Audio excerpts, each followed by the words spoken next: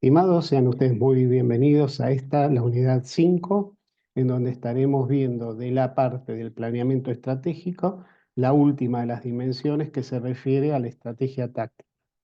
Cuando hablamos de estrategia táctica, generalmente se producen distorsiones en el entendimiento de por qué se denomina estrategia táctica y no táctica directamente.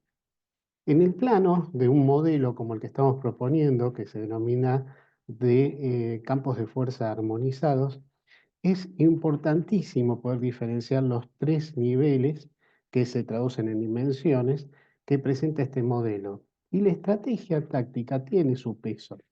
Para lo cual, para poder interpretarlo, lo que hicimos fue dividir las palabras y ver de qué manera después estas van a trabajar de forma vinculada para poder producir una acción, un movimiento determinado que va a estar gravitando dentro de un mercado o de un teatro de operaciones y va a estar influyendo y siendo influenciado por las acciones que tomen los competidores, ¿sí?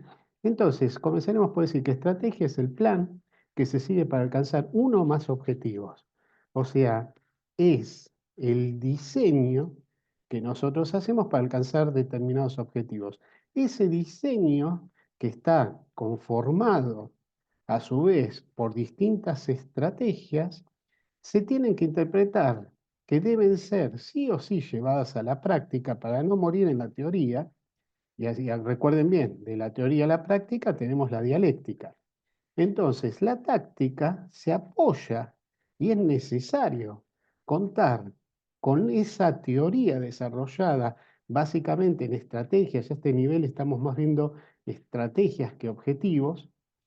Y lo vamos a materializar esto en el campo táctico con acciones concretas que vamos a llevar a cabo para cumplir esas estrategias que van a conformar los objetivos. Fíjense que estoy poniendo la palabra estrategias por encima de objetivos. ¿Por qué? Porque si nosotros recurrimos a la diversa bibliografía que hay sobre planeamiento estratégico, siempre se habla más de objetivos que de estrategias. Y en realidad, las que provocan la circulación, el movimiento, son las estrategias. Si nosotros hubiésemos tenido esto siempre en cuenta, hubiésemos evitado tener las distorsiones que tenemos hoy cuando hay que evaluar al personal en función de su desempeño. ¿Sí? Recuerdan que eso lo hablamos en el capítulo anterior. Ahora bien, ¿y qué es la táctica? La táctica es la aplicación sistemática de los principios ofensivos y defensivos. O sea, yo voy a avanzar o me voy a defender en función de cómo yo esté posicionado respecto de los otros actores, que en realidad es mi competencia, y vamos a estar involucrados en un sistema que está en movimiento, compartiendo o enfrentándonos con las capacidades con las capacidades del competidor para que para resolver diferentes tareas que tienen que ver con precisamente la competencia. ¿La competencia en qué consiste? Obviamente en seducir con nuestros productos y nuestros servicios de manera tal a nuestros clientes que podamos ir tomando de ellos intereses que los lleven a consumir mi producto por encima del de la competencia, ¿sí? Del resto de los agentes que ofrecen igual o similar producto o servicio. Ahora bien, la mayoría de las tareas tácticas en la competición se resuelven por medio de técnicas de acciones competitivas, se denominan, ¿sí? Y la táctica es la tangibilización de la estrategia operacional. Esto es básicamente lo que les expliqué anteriormente. O sea, es poner en tangible todo lo que nosotros esbozamos en la estrategia operacional a través de los objetivos y sus correspondientes estrategias. Esto se va a resolver en el campo del movimiento de forma creativa, lógica y real, y hay que plantear en este escenario en donde nos vemos de cara con el mercado soluciones que sean eficientes y concretas, teniendo en cuenta siempre las condiciones cambiantes que propone el mercado. Acuérdense lo que habíamos hablado inicialmente en el capítulo 1. Siempre nosotros nos encontramos en un mercado que, al igual que el futuro, no es lineal. Tiene variaciones, es cambiante y a su vez, según fue definido en Estados Unidos, a partir del 2008-2009, en lo que hace al management, tengan en cuenta que esto inicialmente fue definido por la US Navy Military School en Estados Unidos después de la caída del muro de Berlín, cuando termina la Guerra Fría. Pero en el marco del management empieza a desarrollarse a partir de 2008-2009 el concepto de VUCA, ¿sí? La volatilidad, la incertidumbre, la complejidad y la ambigüedad, que nosotros hemos extraído la incertidumbre de este acrónimo porque los tres primeros movimientos producen la incertidumbre, ¿sí? Ahora bien, la maniobra es el criterio estratégico que pauta y coordina la acción a seguir combinando la atracción y el factor, ya sea humanos como los recursos de la organización. Tengan en cuenta el tema de tracción. Nosotros tenemos que mantener y saber leer muy bien la interacción entre las distintas generaciones. ¿Para qué? Para que haya una tracción realmente eficiente en el movimiento, y que esa tracción sea pareja en el movimiento y que nos permita de alguna manera lograr resultados acorde a las estrategias y objetivos definidos. Es la visión dinámica de la estrategia operacional, ¿sí? ¿Se entiende? Uno dice, pero la visión no está en la parte política, sí, pero imagínense que yo en la parte operacional también, al igual que en la política, estoy definiendo teorías. Cuando yo defino una teoría, puedo estar hablando de una visión, en este caso de expectativa mucho más corta que la que se desarrolla en la parte de la estrategia política bajo el nombre de quimera, pero no deja de ser una visión. Y obviamente, como es de corto alcance, está mucho más cerca de la acción táctica porque es la que define ese movimiento. Obviamente la maniobra, como les había dicho anteriormente, va a estar gravitando en un espacio y tiempo determinado y va a generar resultados. Esos resultados nosotros los tenemos que evaluar. De esa forma, cuando nosotros los evaluamos, vemos de qué manera vamos alimentando esas estrategias, vamos cumpliendo las estrategias y obviamente de esa manera también, por consecuencia, vamos a estar también viendo los resultados respecto de los objetivos planteados, es decir, cómo cada una de esas estrategias, en función del cumplimiento que estamos haciendo de ellas a través de la generación de los resultados producto de nuestro movimiento, se van alimentando también. ¿Sí?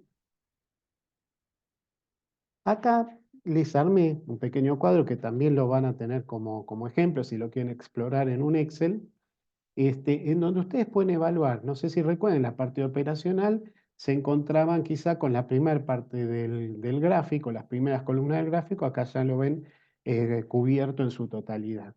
Lo que ven sobre la izquierda es la asignación de un código, que ustedes pueden ponerlo, ¿no? Un objetivo, siempre es bueno ponerlo. Eh, el primer objetivo, en este caso, tengan en cuenta algo antes que me olvide. Este es un ejemplo. Si yo estuviese trabajando sobre la realidad, usted lo que verían acá serían los objetivos primero primarios, o sea, los que tienen que ver con qué une a la comunidad. Acá yo ya pasé a lo que son los objetivos secundarios, que son los que tienen que alinear directamente con el- la parte rentable, ¿sí? De lo que busca la quimera. ¿Para qué? Para que lo vean de manera más gráfica. Entonces, bueno, en este caso el objetivo era incrementar las ganancias en un 20% anual.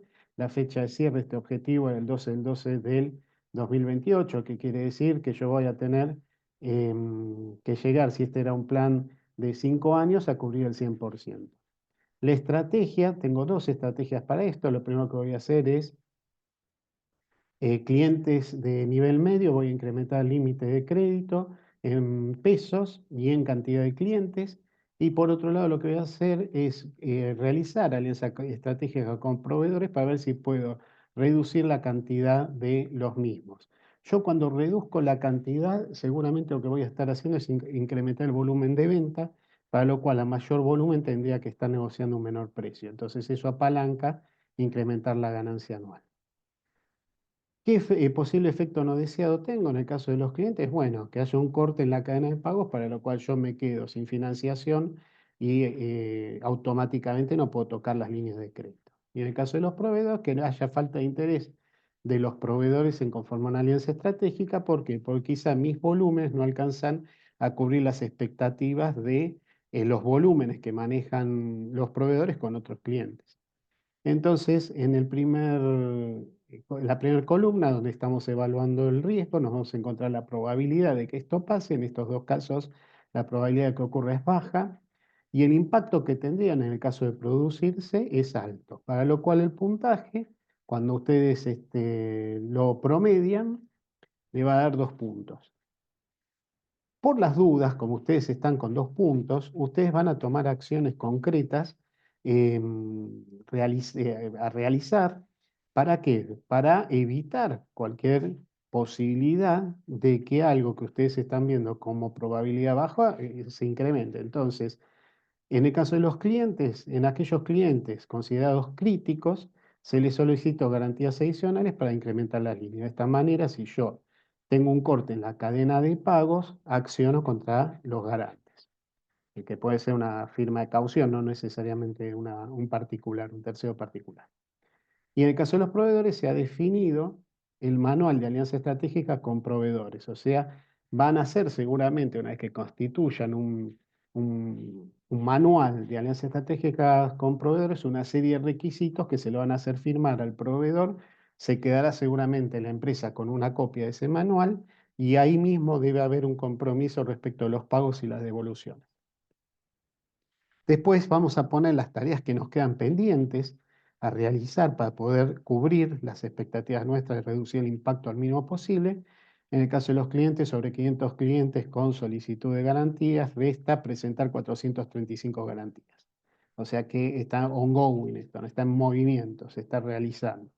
En el caso de los proveedores, diseño de un nuevo procedimiento, armar un Pareto, armar planes de compra y armar reuniones con proveedores. Acá se están armando una serie de acciones que tiene por finalidad determinar, si estoy armando un Pareto, el 20% quizá de los proveedores que mueven o el 80% de mis pagos en pesos o el 80% de los ítems que yo compro para poder seguir con mi operación productiva. Si estoy armando planes de compra es para dotar seguramente a mis proveedores de visibilidad. Los planes de compra tengan ustedes en cuenta que las pocas empresas que lo realizan los dividen en 3 partes, es decir, tratan de tomar un año de proyección y lo dividen en 3 años, en 3 planos. Los 2 primeros meses los van a llamar en firme. ¿Por qué? Porque en esos 2 meses yo me tengo que comprometer como cliente las cantidades que yo les puse en el plan de compra a mis proveedores, cubrirlas con orden de compra. Es decir, no alterarle la cantidad que yo les puse en mi plan de compras. Esto le permite al proveedor ya armar con tiempo la demanda nuestra en su plan de producción. El segundo término son 4 meses hasta llegar a los 6 meses, o sea, teníamos 2 en firme y 4 meses que se denominan materiales. ¿Por qué son 4 meses materiales? Porque los 4 meses restantes el proveedor los utiliza sabiendo la demanda, que obviamente es estimada y puede sufrir alguna variación, le permite adelantarse y comprar mayor volumen de materia prima. Total, en algún momento yo la voy a estar consumiendo, se la voy a estar llevando, pero de ninguna manera va a comprometer mano de obra. ¿Qué quiere decir? No va a armar un plan de producción en firme, sino un plan de producción planificado. Y los últimos 6 meses sirve ¿para qué? Para comprometer la relación con el proveedor, saber que el proveedor va a estar operando con nosotros a lo largo de un año y esas cantidades pueden sufrir variación. Sirve más que nada los efectos de que el proveedor pueda determinar volúmenes estimados de venta, en el caso del proveedor, y que pueda, en función de ello, tomar decisiones tal vez financieras, sacar un préstamo productivo para poder incorporar bienes de capital, o sea, maquinarias, o cualquier otra decisión. Con esa planificación, esos planes de compra, muchas veces permite a aquellos clientes que son pequeñas empresas que se creen que tienen poco volumen, ser más atractivos a veces que las empresas que tienen gran volumen, que son grandes clientes de nuestros proveedores. ¿Por qué? Porque la diferencia a nivel comparativo es que ustedes son más ordenados. Entonces resulta más atractivo muchas veces para el proveedor tener un cliente ordenado que le permite planificar su producción que uno que quizá es grande y le compra por espasmos. Si ustedes se fijan, el grado de avance en el cumplimiento de las tareas para minimizar el riesgo. El objetivo es llegar a 3 puntos. Estamos en un punto, todavía estamos a un nivel bajo. Esto se determina en función de criterios. Se reúnen las distintas personas involucradas en esta estrategia y califican cómo están parados. Pueden decir, mira, qué sé yo, en el caso de las garantías, mira, estamos abajo, vamos bien, pero fíjense que tengo 65 garantías sobre 435, sobre 500, me están faltando 435, es decir, que tengo todo un camino para avanzar. Después van a poner, lo mismo me ocurre con proveedores, el objetivo es 3, voy por 1, todavía tengo un déficit de 2. A continuación, vamos a indicar quiénes son los responsables para siempre tener alguien que responda por esa estrategia. Cuando yo tengo la fecha de vencimiento planteada en la estrategia y cuántos días faltan para que esa estrategia deba ser cumplida. Esto obviamente se repite a lo largo de cada uno de los objetivos y estrategias que ustedes tengan planteado, pero ven cómo van haciendo un seguimiento a nivel de riesgo. Acá no estamos hablando de indicadores de resultados que son numéricos o índices o porcentuales, sino acá lo que estamos hablando es básicamente de análisis de riesgo a nivel de maniobra, o sea, a nivel táctico. Cómo yo me fui moviendo, ¿para qué? Para aquello que planteé como riesgo en la estrategia, lo voy de alguna manera neutralizando. Y obviamente, como les dije, ustedes cuando eh, trabajan en la parte táctica están hablando de estrategias, alimentar cada una de las estrategias. Ahora, a nivel operacional, las estrategias, en la medida que ustedes van cargando el cuadro anterior, ya lo van a ver si exploran el Excel que les voy a dejar, se van a encontrar que los distintos resultados van drenando en un tablero que tiene por finalidad ver cómo va avanzando el objetivo a nivel de riesgo.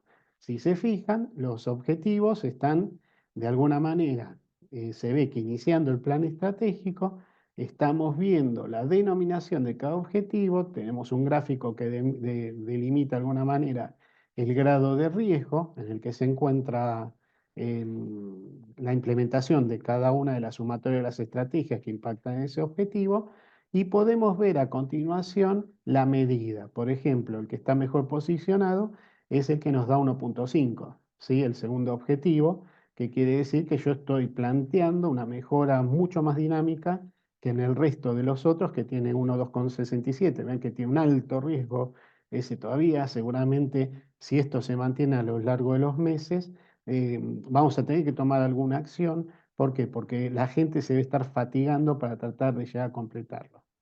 Después tenemos uno que es de 2,5, estamos hablando de la puntuación máxima, ahí yo les estoy poniendo que es 3. Y consideren una cosa, que esto es muy importante. Cuando ustedes tienen, esto obviamente es en función de la experiencia, ¿no?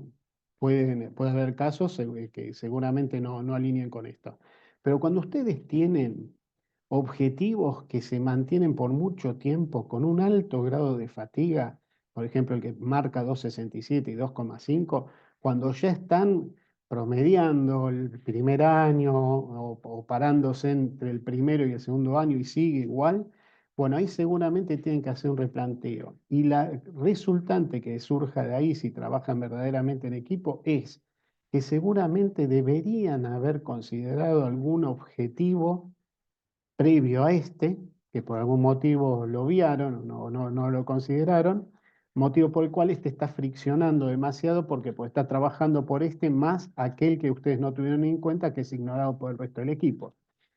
O puede ocurrir también que las estrategias que están planteando son mucho más ambiciosas de las que deberían haber planteado. Pero siempre es porque faltó algo en el medio, ¿sí? Es como una receta de cocina. Si yo estoy fatigado en los objetivos, es porque algo faltó en el medio.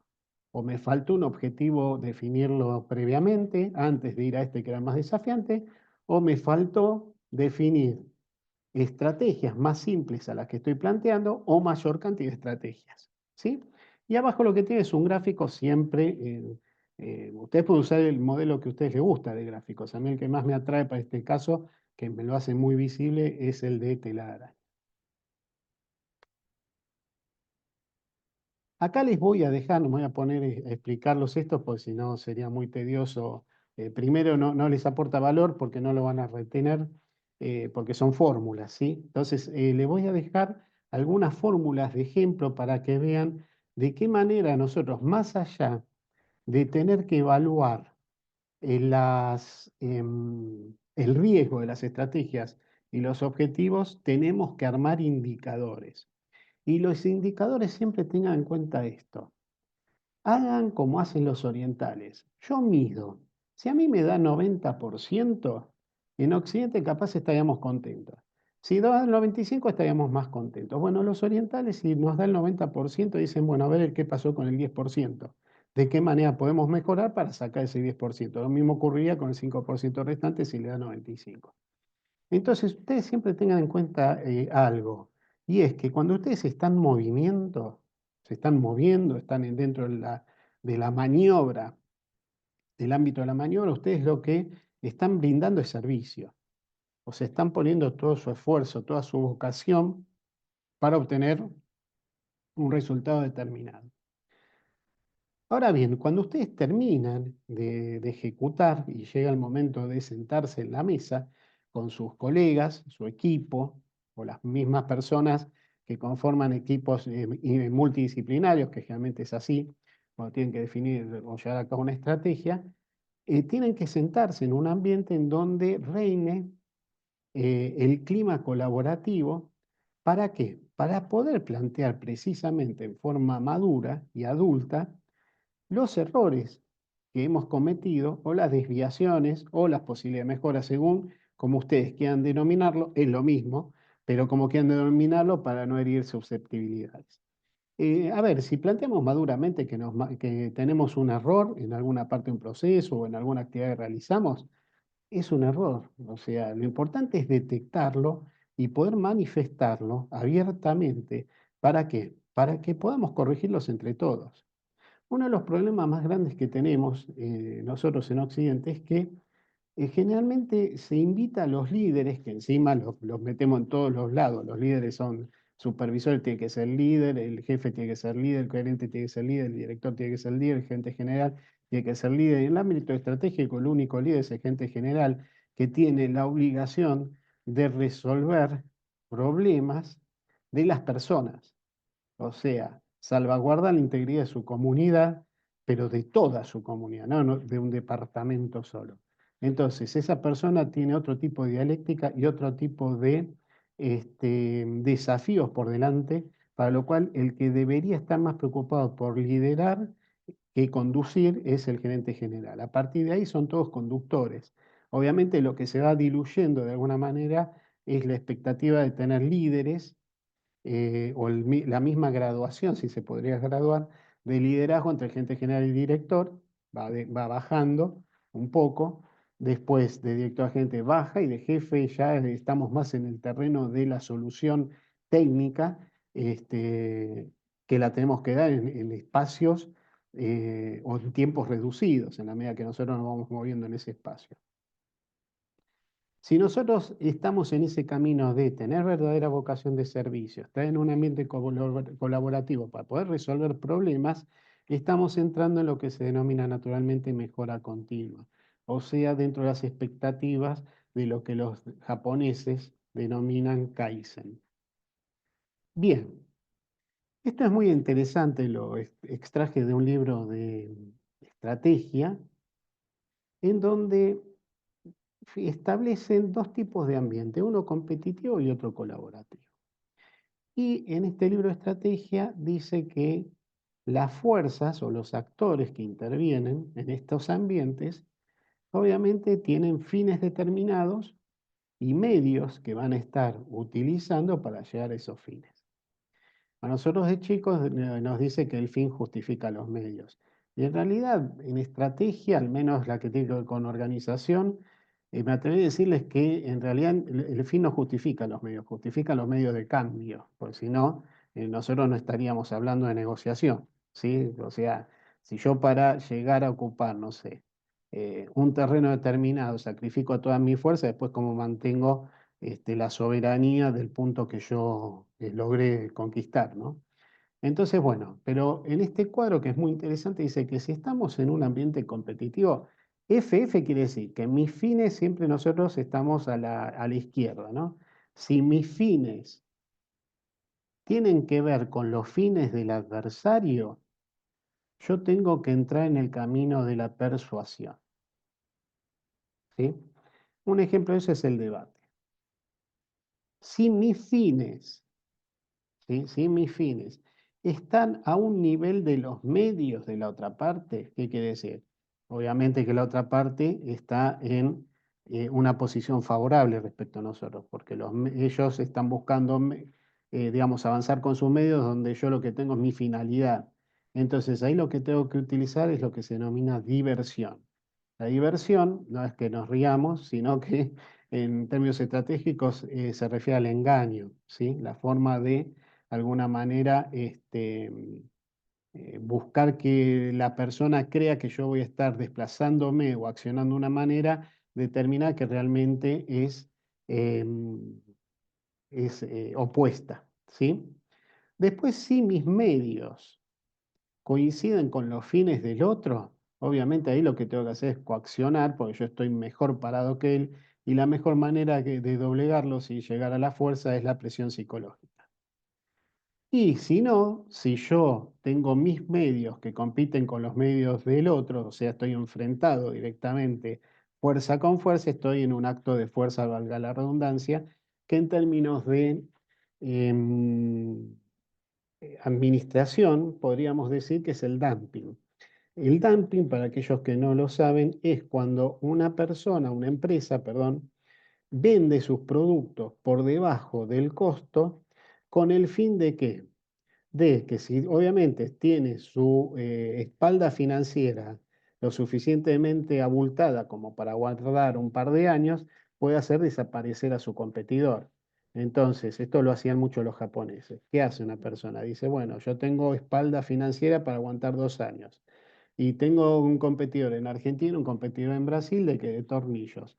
Y los japoneses de costo el producto les sale 10 pesos. En Argentina de costo el producto sale 11 pesos, en Brasil sale 12 pesos. Lo que va a hacer el japonés es evitar el margen, lo va a dejar clavado en 10 pesos, para lo cual yo resulto poco competitivo porque estoy en 11 y el brasilero tampoco, pues está en 12. Lo mantiene así por un tiempo, entonces todos los consumidores de tornillos me van a comprar a mí a Japón. Obviamente, la espalda de Japón, si era de 10 años, puede aguantar esos 10 años la presión, mientras que tanto en Brasil y en Argentina desaparecemos, si no nos abocamos a otro tipo de clientes. Obviamente esto en términos de igualdad de precios, ¿no? Cuando hablamos de 3 países tenemos que tener en cuenta los costos de importación, de desaduanaje, o sea, las barreras arancelarias, etcétera, etcétera. Lo pongo en términos de ejemplo, evitando caer en lo que son las barreras arancelarias y el costo internacional de flete. Obviamente nos puede pasar que podemos encontrarnos en un ambiente que no es competitivo y es colaborativo. Vamos a ver de qué manera se mueven estas dos agentes en función de los fines y los medios. Si los medios míos están en colaboración con los medios del otro, acá ya empiezo a hablar en otro idioma, estamos hablando de oferta. Fíjese esto qué importante, este ambiente colaborativo casi roza lo que sería el campo de la negociación estratégica. Van a ver que siempre estamos hablando de conceptos. Cuando vamos sobre todo a los ejemplos, van a ver que son mucho más blandos o suenan más blandos. No quiere decir que seamos negociadores blandos, ¿sí? Sino que suenan amigables al oído, ¿sí? La oferta, obviamente, si son medios con medios, se traduce en préstamos. Si mis medios se encuentran en un ambiente colaborativo con los fines de la otra persona, o sea, estoy mejor parado, podemos hablar de promesas. Y la promesa generalmente puede venir amadrinada a un proyecto que yo le proponga a la otra persona. Inclusive podemos hacer uniones temporarias entre dos empresas, uniones colaborativas, etcétera, etcétera. Si mis fines se encuentran en el ambiente colaborativo con los medios del otro, ahí podemos hablar de preferencia. La preferencia es tratar nosotros de buscar un ambiente que sea también atractivo a la otra parte que va a estar poniendo medios donde yo tengo mi fin propuesto. Y es un muy buen ejemplo hablar de las franquicias en este aspecto, en donde mi fin quizá sea poder introducir mi marca o mis productos o un servicio determinado en el mercado en forma masiva y la otra parte tiene los medios. Yo pongo la idea, el otro pone el dinero y podemos armar una cadena de franquicias. Fíjense cómo a veces cuando nosotros hablamos de competencia, muchas veces resulta hasta restrictivo en nuestra manera de pensar si nosotros queremos abrirnos a nuevas ideas, a nuevos desafíos, porque al otro lo estamos viendo como en la vereda de enfrente, como un adversario, y en realidad es un colega que también hace su trabajo. Obviamente que el trabajo de él colisiona con el mío, pero no colisiona en la forma en que hace su trabajo, sino en la forma de seducir al cliente. Entonces, muchas veces unir dos partes hacen a la fuerza. Miren, ha pasado en los años recientes, un presidente de la Argentina fue a China y llegó una serie de empresarios que iban todos muy motivados, qué sé yo. Bueno, los chinos se notaron muy interesados en un producto, ¿sí? No le voy a decir qué producto, a sacar quiénes eran los empresarios. Fueron a uno de los stands, o sea, estaban los dos productores más grandes de este bien en esos stands, y le dijeron, lo probaron el producto, dijo, qué lindo, bueno, ¿qué volumen ustedes pueden realizar? 1 millón de unidades. Ay, qué macana, nosotros necesitamos 2 millones de unidades mensuales. No, mire, nosotros no podemos hacerlo porque si no nos quedamos sin abastecimiento, sin abastecer el mercado local y como había control de abastecimientos en el país, obviamente le iban a caer multa y no le iban a dejar exportar. Entonces, ¿qué hicieron los chinos? Fueron al otro stand, probaron el producto, y dijeron, ah, muy rico, es igual, es idéntico al del otro stand, bárbaro, nos gustaría importar de ustedes 2 millones de unidades. No, mire, en realidad no, nosotros podemos abastecer 1,5 millones de unidades, pero no llegaríamos eh, a esos 2 millones. Es el excedente que nosotros tenemos, es ese que le estamos diciendo. Bueno, entonces los chinos, obviamente, cuando no ven que hay unidad, se mandaron a... Qué distinto hubiese sido si está en el stand A, hubiese ido al stand B, se unían en este proyecto en común y de acuerdo a la demanda que tenían los chinos, entre los la podían cubrir. Lo único que tenían que hacer de repente es ponerse a trabajar los dos quizá en una nueva marca que les haga ver que el producto era uno y de esta manera estamos en una relación ganada. Ven como en el ambiente colaborativo, si nosotros a veces olvidamos que lo que tenemos enfrente es una competencia, podemos llegar a ganar más dinero que cuando queremos permanentemente competir. Y obviamente cuando los fines se encuentran con los fines en un ambiente colaborativo, llegamos a lo que se denomina acuerdo.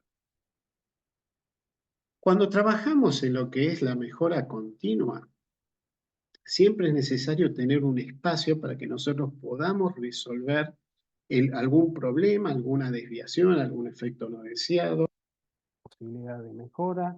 Entonces, en ese ambiente lo que vamos a hacer es diseñar. Cuando nosotros hacemos el diseño de algo y vemos que ese diseño es la mejor solución porque fue o la más votada o la más consensuada, podemos estar diciendo entonces que nos encontramos en condiciones de ejecutarla. ¿Y ejecutarla qué significa? Ejecutarla es ponerla a prueba para ver si realmente esa solución que planteamos funciona. Si realmente funciona, ¿sí? O no, lo que tenemos que hacer es revisar el efecto que generó ese cambio, ese planteamos, y si realmente funcionó, estamos naturalmente implementando un proceso de mejora continua. Y la mejora continua se la debemos a un norteamericano, a Deming, que viajó después de la Segunda Guerra Mundial a Japón para hablar sobre, más que nada, sistemas de control estadístico de datos, como un referente en la materia, y lo que terminó haciendo es empezar a tener sistemas de gestión de la calidad que tienen o están compuestos por 4 dimensiones.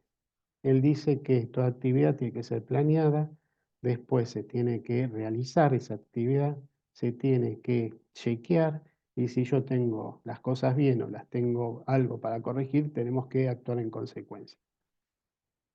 Fíjense, si recuerdan, cuando nosotros mostramos el modelo de planeamiento estratégico de campos de fuerza armonizados, les decía que sobre los laterales del modelo estaba la palabra plan, do, check y act.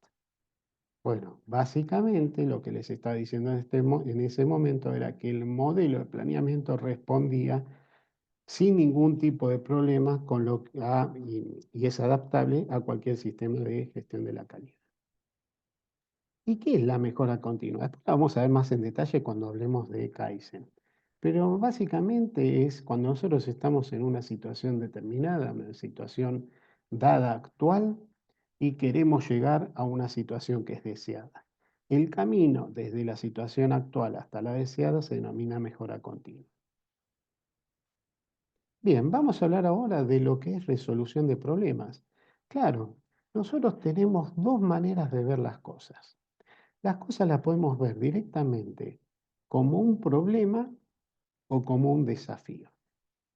Si nosotros todo lo vemos como un problema, pero no como un problema que hay que resolver, sino como algo que es problemático, lo podemos ver como una amenaza seguramente. Y si lo vemos como una amenaza, lo primero que se presenta a nosotros es el miedo que termina en el distrés que tantas veces hemos hablado a lo largo de la materia. Ahora bien, lo primero que tenemos que hacer antes de asustarnos y plantear cosas como un problema es ver si nosotros realmente tenemos un problema por delante, porque si el problema, primero, no tiene solución, no es un problema. Empecemos por ahí. Entonces ya automáticamente, si el problema tiene solución, no voy a ir por el problema, voy a ir a buscar la solución. Para lo cual lo primero que tengo que hacer es analizar, perdón, el riesgo, ¿sí? Que tengo por delante, ver la probabilidad e impacto que puede llegar a tener el riesgo de eso que yo tengo que resolver y ahí recién plantear la solución. Si yo voy por ese camino, lo que estoy generando es EU3. ¿Por qué? Porque estoy viendo las cosas con un sentido positivo y no negativo al ver el problema como si fuese una amenaza en lugar de como una oportunidad. Y fíjense a veces cómo conforme nosotros vamos creciendo nos olvidamos de las buenas prácticas que aprendemos desde chicos, ¿no? Cuando chicos a nosotros nos enseñan que cuando tenemos que resolver un problema, primero tenemos que eh, tener un planteo, después plantear una solución, dar una respuesta y después probar esa respuesta si funciona. ¿Sí? Sobre todo esto lo vemos cuando tenemos que resolver un problema de matemática. Si van si se retrotraen a cuando ustedes iban a la escuela primaria, sobre todo, se van a dar cuenta que esta era la fórmula mágica. De grandes pasa exactamente lo mismo. Lo único que cambia y que nos hace olvidar esa práctica es que usamos palabras distintas. Donde antes hablábamos de planteo, ahora se habla de análisis, en donde se hablaba de solución, ahora se habla de decisión, de donde se habla de respuesta, antes ahora hablamos de directiva, y donde hablamos de prueba en su momento, ahora hablamos de control. En términos generales sigue siendo lo mismo.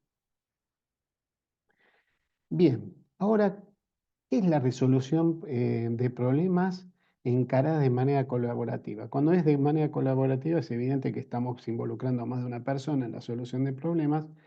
Entonces, lo que propone la resolución de problemas de manera colaborativa es que se puedan resolver los problemas dentro de una comunidad determinada, ¿sí? En un espacio dado en donde se genere el ambiente para que la gente plantee y resuelva el problema. ¿Y qué es un problema? Es un efecto no deseado o un resultado que yo no esperaba y transformarlo en un resultado esperado. Y resolver el problema en forma comunitaria implica celebrar el hecho de encontrarlo, declararlo, compartirlo y hallar una solución. Esto implica también en nosotros un cambio en la manera a veces de pensar. Yo muchas veces he escuchado que cuando hay un error, el líder, y volvemos a esta palabra, pero bueno, es el calificativo que más se usa ahora para definir a un jefe, eh, vemos que dice que si los problemas se deben hablar en privado con la persona y si hay felicitaciones en comunidad. Miren, si hablamos de esa manera, nunca vamos a poder plantear un esquema de mejora continua, comunitario y colaborativo. ¿Por qué? Y pues si yo cada vez que encuentro algo que está mal, lo encuentro con una persona, llamo a la persona y le digo, mira, esto está mal hecho, fíjate de qué manera lo puedes resolver y de qué manera lo estoy planteando de manera abierta. Se dan cuenta que a veces, cuando nosotros metemos el liderazgo a navegar por todos los cargos, todos los roles de una organización, estamos generando, en vez de un sistema de puertas abiertas, un sistema de compartimentos estancos. Una manera muy piola que hay para resolver problemas a nivel comunitario, cuando ustedes plantean un problemita sobre la mesa, es utilizar un formato que se denomina de campos de fuerza. Ya campos de fuerza estamos utilizando con mucha frecuencia, ¿no? En donde básicamente lo que se les pide a las personas que están interactuando, o sea, se tira el problema sobre la mesa y dice, ok, ¿cuál es el proceso que se está afectando? Supóngase que es el proceso de ventas. ¿Qué actividad está afectada? Bueno, la actividad que está afectada es la de carga de pedidos, supónganse. Ok, ¿cuántas personas van a participar en la solución de este problema? Supónganse, bueno, en este caso creo que está predefinido tres. Entonces, ahí vamos a decir, bueno, ¿cuál es el efecto no deseado de la carga de pedidos que se nos planteó? Bueno, mira, fui a cargar un pedido y el cliente, cuando lo estaba cargando, se ofuscó porque ya había llamado para hacer este pedido, pero nunca se le entregó el pedido. Uy, qué raro todo. Bueno, entonces empiezan todos a tirar ideas. Entonces uno dice, bueno, ¿a qué puede deberse? Bueno, puede deberse a que la línea de créditos estaba excedida. O sea que yo le había asignado una línea de crédito de 500.000 pesos, no venció ninguna factura, la persona sigue pidiendo y ya está pidiendo por 550.000, supongamos. Bueno, listo, ponemos esa idea. La otra, ¿cuál puede ser? Bueno, que haya habido una caída en el sistema. Bueno, muy bien. La otra, ¿cuál pudo haber sido? Bueno, que no haya habido stock. Bueno, vamos a ver. ¿Y otra? No, no hay otra, pues son tres personas solas y cada una de esas tres personas dio una idea. Perfecto. Entonces, ¿qué hacen después? Las vamos a votar esas ideas. En este punto, y por eso es importante la madurez para poder hablar de ambientes colaborativos y no cooperativos. Acá el ambiente cooperativo no funciona, es el colaborativo. Lo que vamos a hacer es evaluar cada una de estas ideas, olvidándonos de quién la dijo y si la mía va a ser más importante que la otra. O sea, tenemos que ser naturales en esto y ver cuál es la mejor idea. ¿Por qué? Porque después vamos a tener que convivir todos con este problema si no dimos la mejor solución. Entonces, vamos a ver. ¿Quién vota? Vamos a poner dos criterios. Van a ver que en cada recuadro va planteada una idea distinta. Al lado del dibujito que tiene un tilde, un nombrecito con un tilde, van a ver un recuadro grande, ahí se plantea la idea. Y después, a continuación, ustedes dicen el cambio es y la efectividad es. Abajo de todo van a ver que en el formulario dice el cambio es difícil. Si es difícil le pongo un punto, si es medio le pongo 2 puntos, si es fácil le pongo 3 puntos. Y si la efectividad es nula le pongo un punto, regular es 2 puntos y alta son 3 puntos. Entonces acá es donde evaluamos. Entonces supónganse la primera idea, pero, pero acordarme todas las ideas. La primera era que excedía el límite de crédito. Bueno, entonces de las tres personas, ¿cuántos votan que cambiar o sea, hacer extender las líneas de crédito es difícil? Uno vota que es difícil. Dos, de las otras dos personas, a ver, medio, ninguna. Fácil, las otras dos. Entonces van a poner en en donde dice valor, una persona, al lado del 1, van a poner que una persona votó 1 y 2 personas votaron 3. ¿Sí? Entonces, cuando ustedes van a valorar esto, les va a dar una puntuación. ¿Sí? Ahora, la cantidad de votos también me tienen que jugar a la hora de qué? A la hora de decir si ese cambio que yo tengo que hacer para ampliar la línea de crédito es efectivo o no. Y sí, vamos a ver. ¿Quién piensa que no es, que es nula esa implementación? Nadie. ¿Quién piensa que es efectiva regularmente? O sea, un puntaje medio. Nadie. ¿Quién piensa que es alta? Votaron los 3. Entonces, yo cuando hago 3 que votaron ahí, voy a hacer 3 personas, votaron 3, me da 9. 9 dividido 3, 3. Puntaje 3, o sea, el puntaje más alto, pues son 3 personas, justo. Y en cuanto a la cantidad de votos, tenía 1 por 1, 1, 2 por 3, 6, 6 más 1, 7, dividido 2 es 2,50. ¿Sí? Entonces, 2,50 no, 2,33. Entonces, en ese punto, lo que ustedes están diciendo es, la gente está votando en total, 2,33 más 3, 5,33. Después hacemos el mismo proceso con las otras dos ideas. El puntaje que sacó más alto de las ideas es el que vamos a estar implementando. Ahora, ¿qué pasa después que nosotros agarramos e hicimos este ejercicio? ¿Tiramos la hoja? No, la vamos a guardar. ¿Por qué?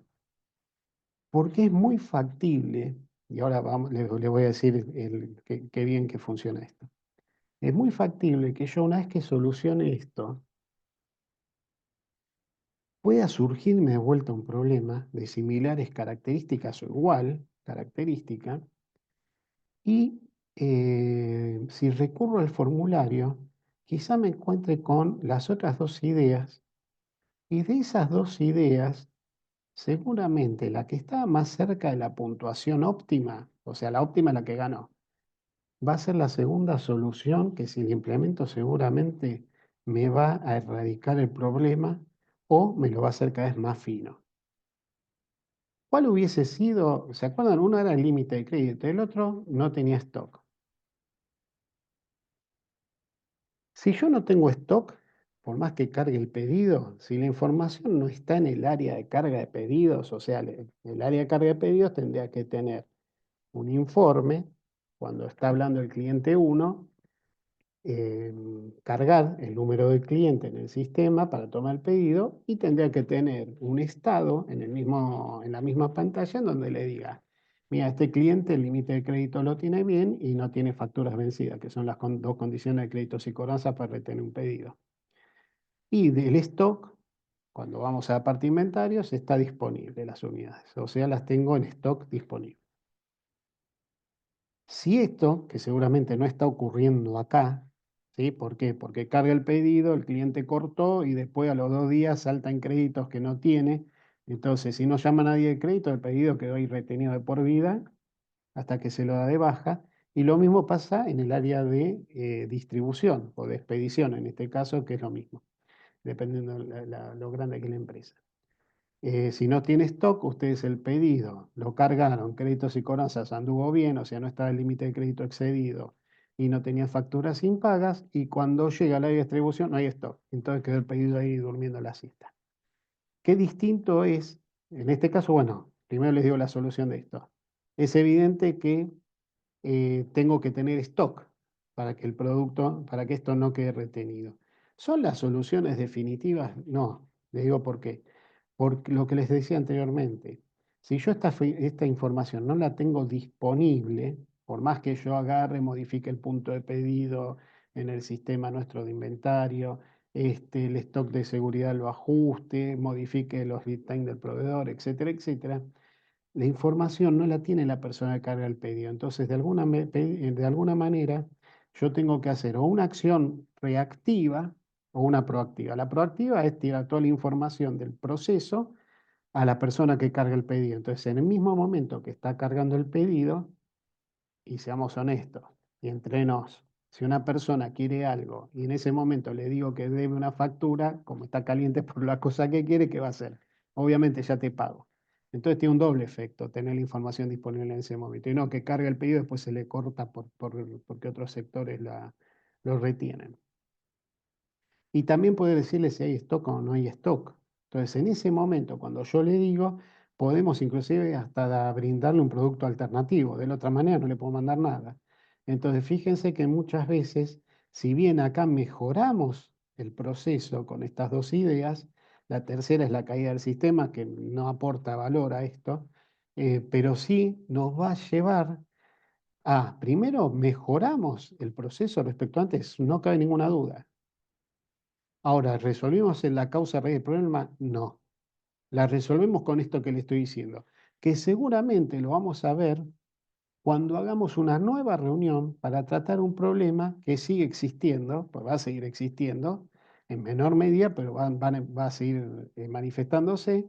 Pero como ya trabajamos en estos dos, vamos a ir evolucionando en la idea y seguramente vamos a llegar a la resolución que le estoy dando yo como consultor. Esto lo van a poder resolver a nivel interno, ¿sí? No van a necesitar de la consultoría.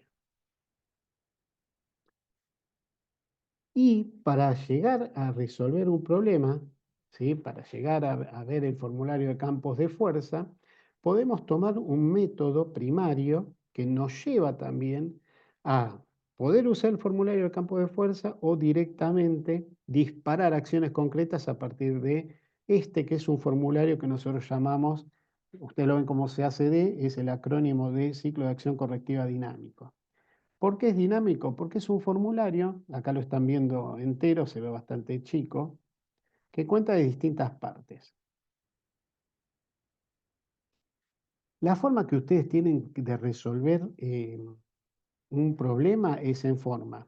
Si ustedes planifican estratégicamente, hablen una posibilidad más que de forma predictiva, sino preventiva, porque todavía no se manifestó, pero ya están, digamos, corriendo sus procesos, o correctiva, o sea, uy, se me produjo una macana, la tengo que detectar la causa raíz que produjo esa macana, o sea, ese efecto no deseado, y ver qué hago para resolver. Entonces, en este formulario, en la parte inicial, lo que tienen es la fecha en que ustedes están abriendo el evento. Acá van a seleccionar una de las tres opciones, si es predictiva, preventiva o correctiva.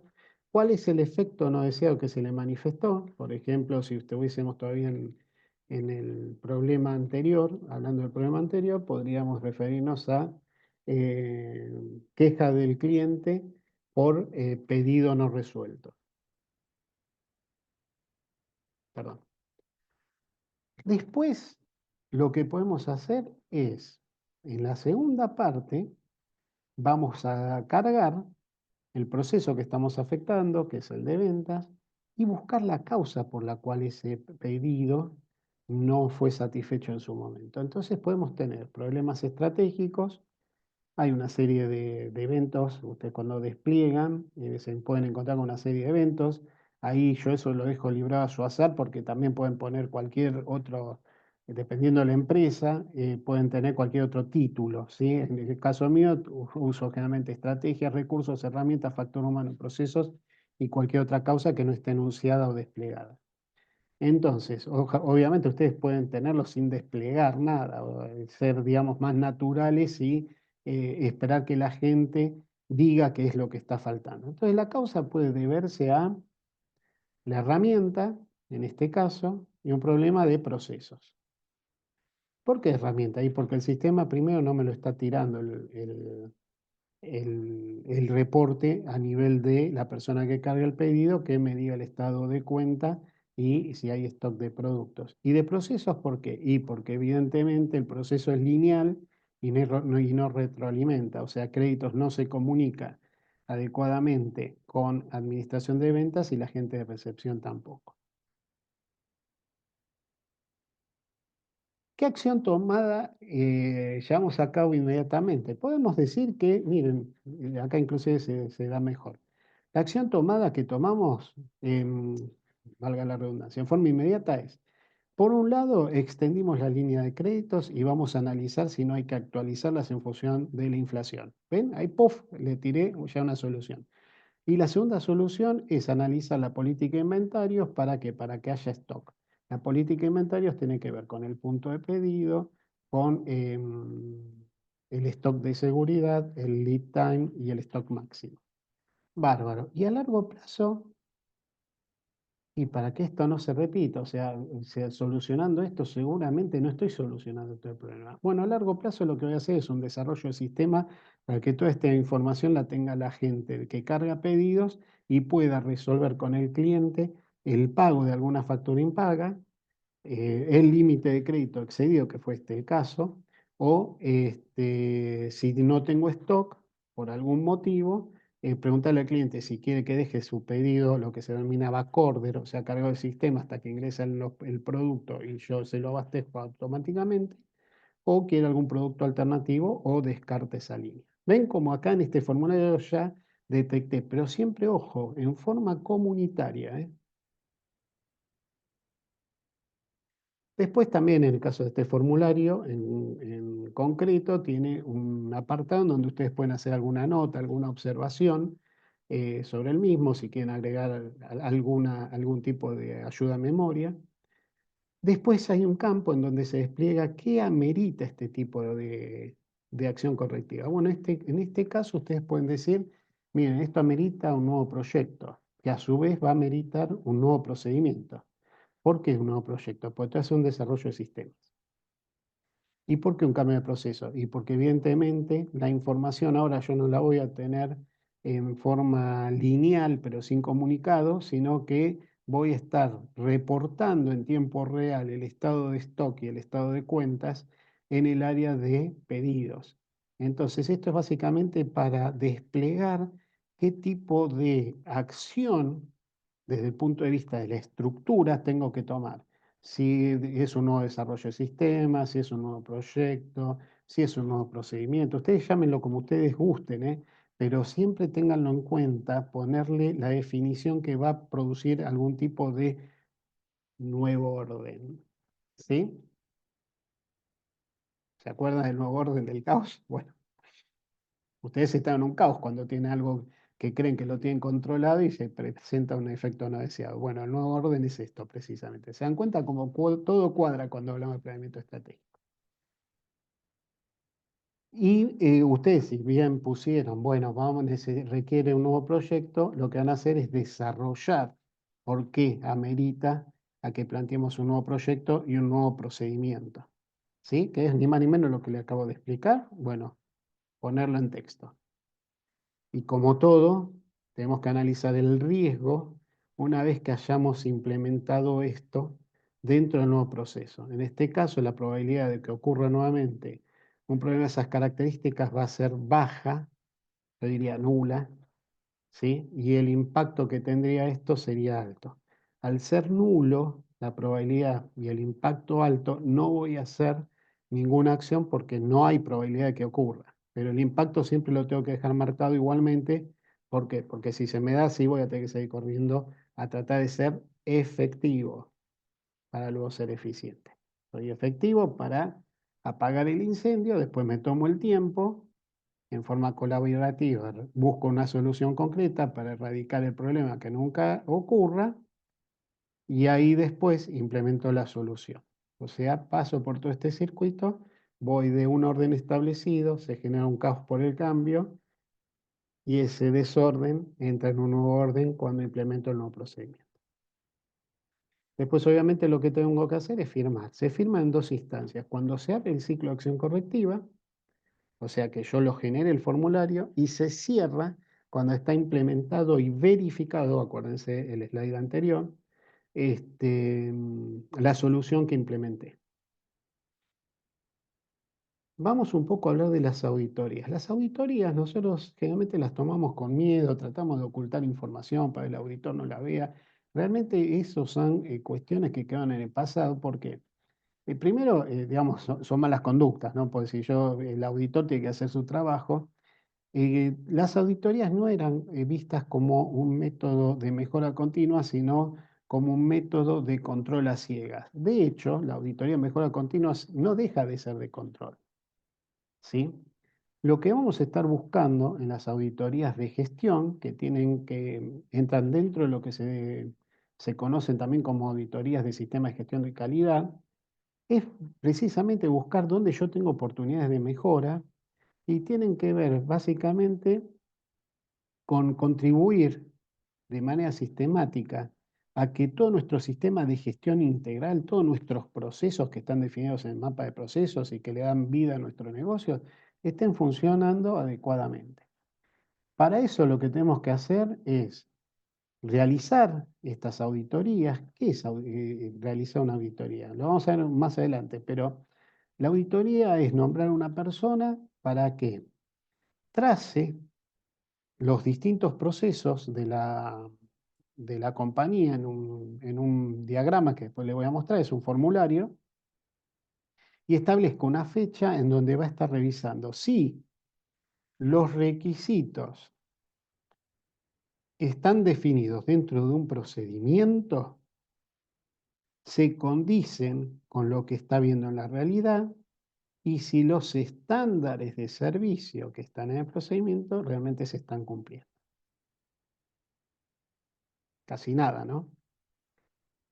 Entonces, ¿cuáles son los objetivos que tiene la auditoría? Bueno, medir el grado de comprensión y cumplimiento de las normas y procedimientos que alcanzan a cada uno de los sectores de la organización, buscar la incidencia, o sea, el impacto de las actividades en todo el sistema de gestión de la organización, medir el grado de cumplimiento de los requisitos establecidos para cada actividad con los estándares de servicio adecuados, la existencia de cambios en la gestión de la organización, cambios tecnológicos que pudieran afectar al sistema de gestión existente. Acuérdense que dentro del modelo de procedimientos, en la última hojita, ustedes tienen una grilla que les permite determinar con qué tecnología ustedes están haciendo, o sea, con qué recursos llevan a la práctica su trabajo. Ya les hablaba de poner la fecha que fue comprado determinado equipo, más allá del número de serie, para ver si hay que cambiarlo cada 3 años. Bueno, de esto se trata también. Por eso está bueno poner la fecha ahí, en ese procedimiento. Después, si hay problemas surgidos por reclamos o devoluciones, mantenimiento del programa de no conformidades, o sea, el programa de no conformidades tengo los ciclos de acción correctiva dinámicas hechos, están funcionando, están caminando, se están abriendo y se están cerrando, ¿sí? Y obviamente analizar los informes de auditoría previa. Si yo tuve alguna recomendación, alguna observación o posibilidad de mejora en una auditoría anterior, ver si realmente en esta nueva auditoría las observaciones anteriores fueron levantadas. Los pasos para empezar a hablar de auditoría, bueno, el primero consiste en nombrar a los auditores, ¿no? Que estos auditores van a tener un líder del sistema de gestión de auditorías que tiene que hacer precisamente el programa, lo que se denomina programas de auditoría, o sea, un calendario con las auditorías que va a hacer, atendiendo cada uno de los procesos y acordando las fechas con los responsables que tienen que atender la auditoría por parte de los sectores que van a ser auditados. En dicho programa tiene que haber un director, ¿sí? Un sponsor que habilite a que ese programa se realice, o sea, que firme el programa que presenta el auditor. Este programa es actualizado y revisado cada vez que se producen imprevistos, que puede ocurrir que el sector, en el momento que ustedes planifican la auditoría, no los pueda atender, pues está haciendo o atendiendo otro tipo de requerimientos, regulatorios, lo que sea, pero bueno, por algún motivo o incidente no los puedan atender.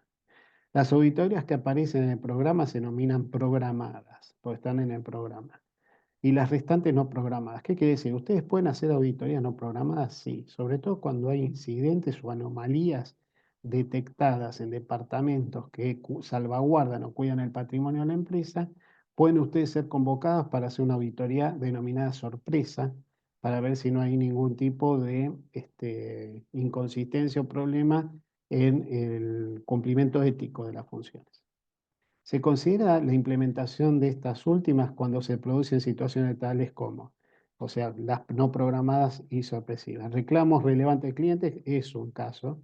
En función de los resultados de revisiones del sistema de gestión, o sea, no está funcionando algo y tengo dudas de por qué, les di un ejemplo reciente, y como consecuencia de deficiencias encontradas durante el desarrollo de una auditoría anterior.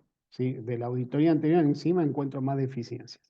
Y los programas de auditoría deben ser comunicados a todos los responsables de los sectores involucrados. ¿Sí? Y los tengo que consensuar. O sea, cuando yo doy el programa, le digo, mira, yo te voy a hacer una auditoría el 5 de junio, bueno, en ese momento yo tengo que consensuar, no es te lo voy a hacer esta tal fecha, porque quizá cuando yo se lo comunico, él ya tiene un compromiso asumido para ese día. Y esto básicamente es un programita que les armé de que auditoría, un modelo. Van a ver sobre la izquierda cada uno de los procesos que ustedes van a querer auditar. Se arma un calendario. En enero, por ejemplo, van a estar viendo facturación y cobranzas. Este es un ejemplo. Hay otros que son, digamos, mucho más largos, pues son electrónicos, este lo hice manual, en donde tienen ya la fecha directamente. Acá va por mes y después acuerdan la fecha más adelante con el responsable. ¿Sí?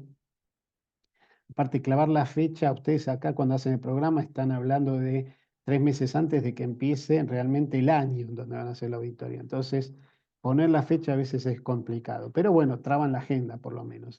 Digamos, no quiere decir que un método sea mejor que el otro. ¿Sí? Después, ¿quién va a ser el auditor interno de realizar esa auditoría y si hay alguna observación? Las observaciones corren por cada uno de los procesos o si no también pueden tener observaciones a nivel general, más abajo en la anteúltima este, fila.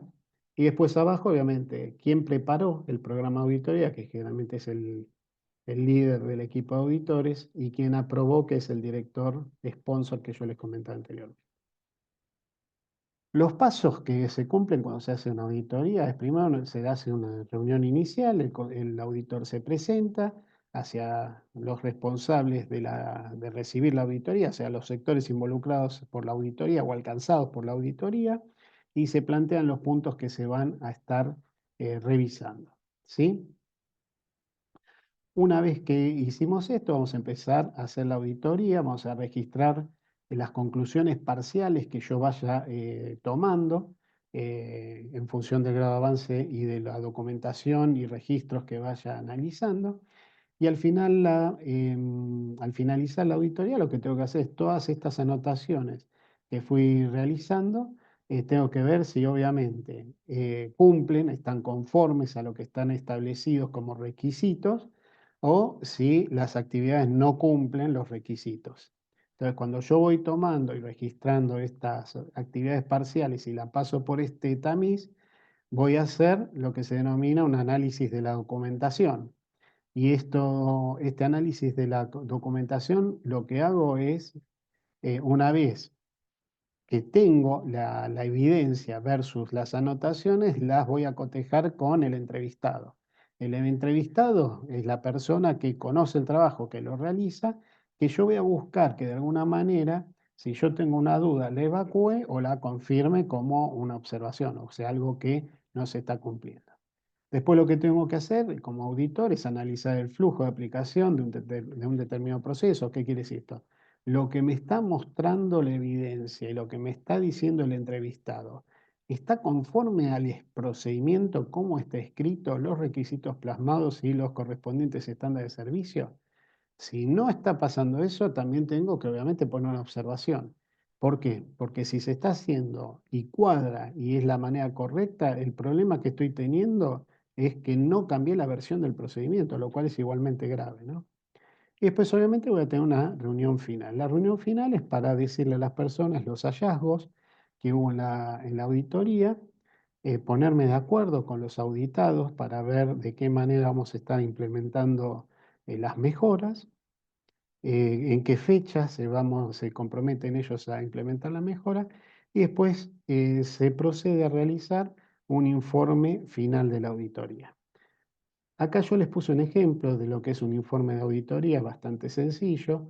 En el encabezado van a tener todos los datos que hacen al proceso que va a estar evaluándose, quién va a estar realizando la auditoría, la fecha en que se está realizando el informe, quién fue el emisor, cuál era el objetivo que perseguía la auditoría, qué observaron ustedes, cuáles fueron los documentos que dan soporte a las observaciones que ustedes hicieron y un comentario general que ustedes van a hacer sobre el estado del proceso y las actividades, los documentos, los registros, o sea, los formularios, y a partir de ahí ustedes tienen que indicar si tiene las fortalezas que encontraron en el proceso, qué observaciones encontraron, qué recomendaciones hacen. Las recomendaciones son cuestiones fuertes que hay que cambiar, qué oportunidades de mejora y una conclusión final. Si ustedes tienen algún otro comentario como auditor, agarran y lo introducen, sino directamente lo firman y lo hacen esto validar por la persona que eh, era responsable del proceso que fue auditado. Otro de los métodos de control, como les decía, dentro de la metodología de plan estratégico, no pasa nada más por los análisis internos, las auditorías, los indicadores de desempeño, la resolución de problemas, las reuniones, sino también por las encuestas. Las encuestas para realmente tengan un valor absoluto tienen que ser de carácter interno, o sea, evaluar internamente las distintas relaciones cliente-proveedor interno y externos, evaluando o dejando que nuestros clientes nos evalúen, al igual que nuestros proveedores. ¿Sí? Dejar las dos partes que nos evalúen. Yo acá les armé un modelito de encuesta interna en donde van a ver que el cliente interno es el requisitor, el área de compras y el área de compras, y el proveedor interno, que en este caso debe ser, sí, el procedimiento de compras, es compras, después el proveedor externo y el proveedor externo. Ahora, ¿por qué debe ser proveedor externo y por qué compras es el cliente dos veces? ¿Y por qué compras, que es el cliente dos veces, es el proveedor? Bueno, ahora vamos a ver. El requisitor es el cliente de compras, ¿sí? En primera instancia. ¿Cuándo? Y obviamente cuando le va a dar la requisición de compras, cuando necesita comprar algo y lo materializa a través de un formulario o un pedido físico o electrónico. Entonces, ¿qué hace el requisitor? En todos los casos vamos a evaluar en cuatro criterios. El primer criterio es la información que recibe, es clara y explícita. La segunda es la información que recibe es oportuna. La tercera es sus consultas son evacuadas en tiempo y forma. Y cuarto, el nivel de atención a sus consultas es, y después lo pueden evaluar de 1 a 5. Si ustedes agarran y evalúan, se van a dar cuenta que en el caso del requisitor, a compras lo evalúa en el primer punto con calificación de 2, en la segunda afirmación con 3 puntos, en la tercera con 2 y en la cuarta con 3.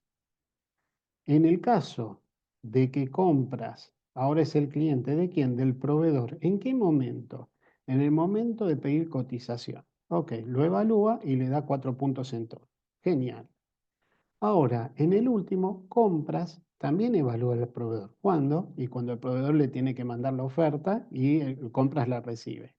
Entonces lo evalúa en la primera afirmación con 3, en la segunda con 3, en la tercera con 4 y en la cuarta con 3.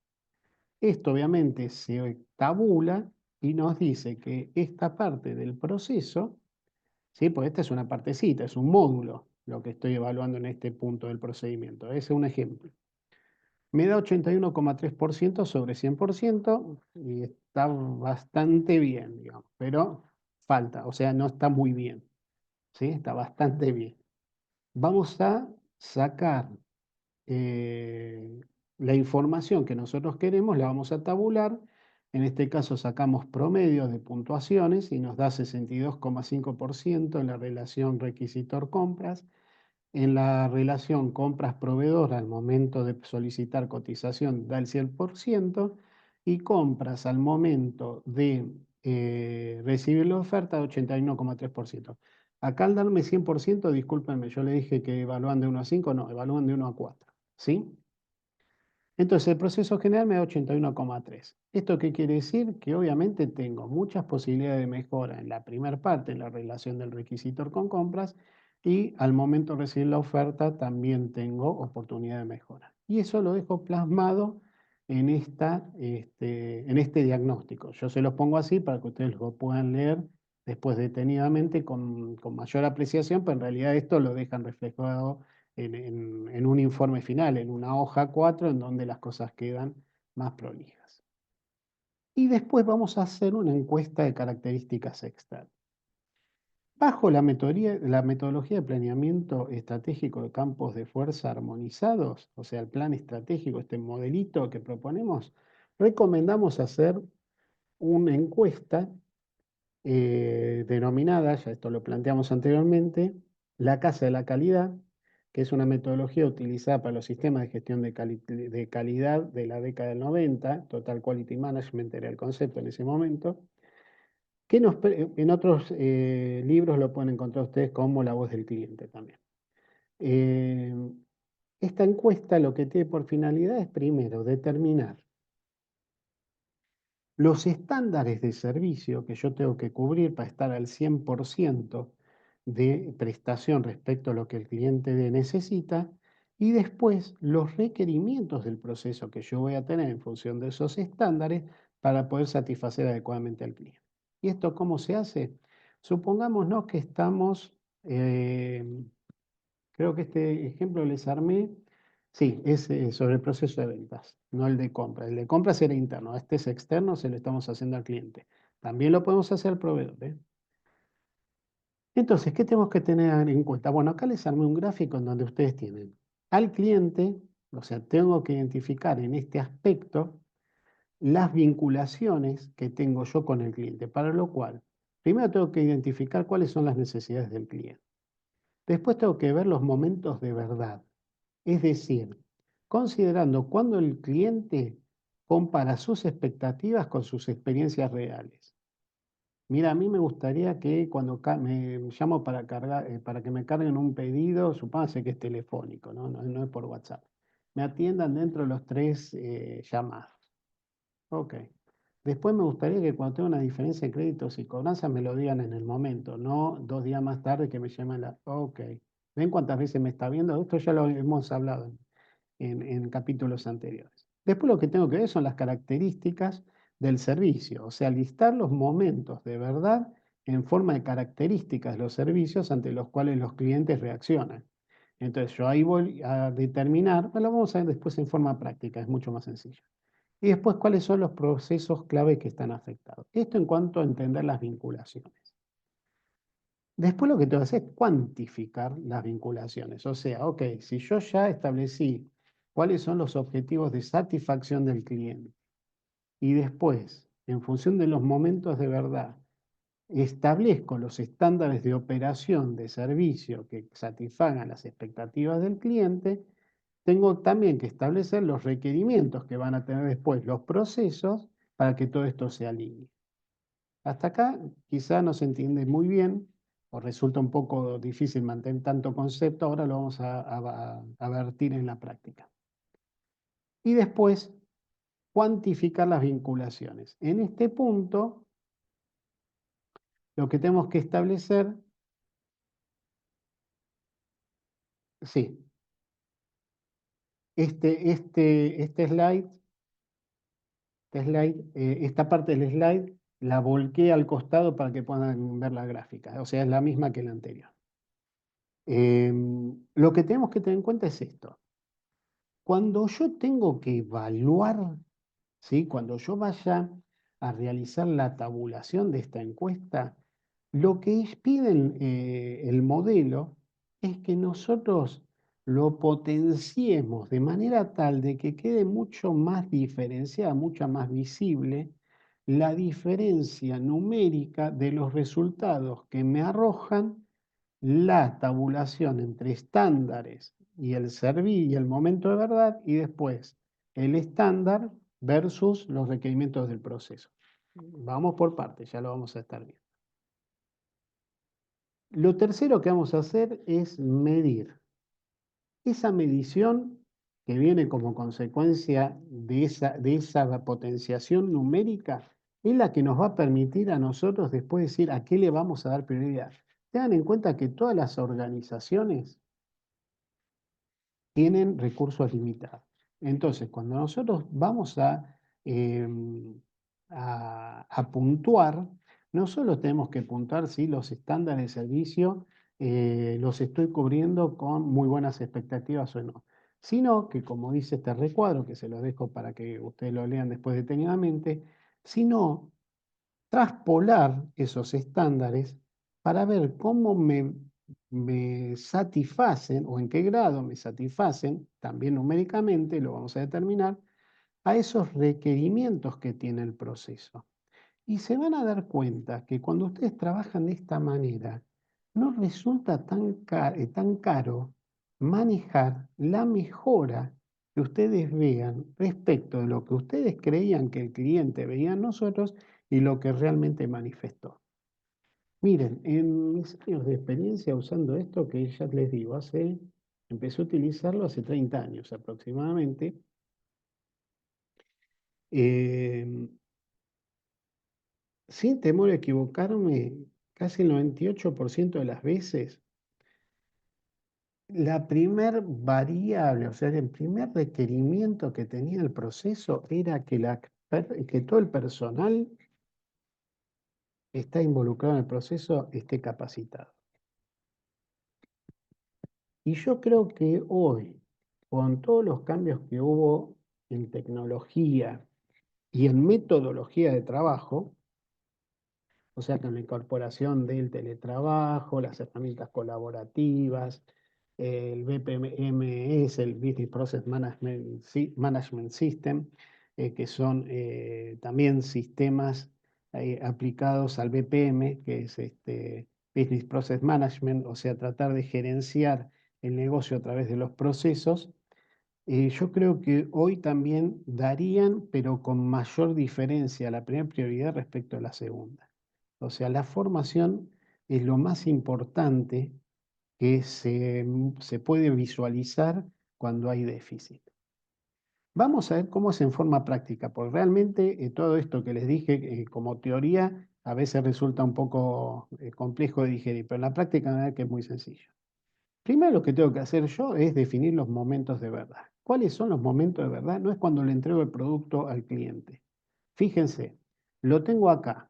Cuando yo recibo un pedido telefónico, en este caso el ejemplo es que los pedidos entran por teléfono, esto obviamente es netamente un ejemplo, o sea, tengan en cuenta que entran por WhatsApp, entran por mail, entran por teléfono, les puede entrar por distintos medios de comunicación, inclusive por intranet, por app, lo que sea. El cliente también los está viendo cuando facturan y generan el remito, ¿sí? Están viendo su factura, su remito. Cuando el cliente tiene que pagarles, cuando ustedes gestionan la liberación de un pedido en el área de créditos y cuando le entregan la mercadería. Bueno, ok, definí esos momentos de verdad. ¿Y después qué digo? Bueno, a ver, en el momento de verdad de recepción del pedido, ¿yo qué estándares de servicio tendría que tener para que el cliente esté satisfecho? Bueno, tendría que tener disponibilidad del sistema de computación y las terminales, ¿sí?, de ese sistema en un 100%. Tendría que tener una disponibilidad de apps en un 100% y una cantidad de receptores de pedido suficiente como para recibir los pedidos sin demora. Ok, vamos al segundo. ¿Qué momento de verdad estamos analizando? Gestión de liberación de pedidos. ¿Qué tendría que tener como estándar de servicio para satisfacer adecuadamente a mi cliente? Disponibilidad del sistema de computación y de terminales en un 100%, oficiales de cuenta capacitados en un 100%, cuentas corrientes actualizadas en un 100%. Bárbaro.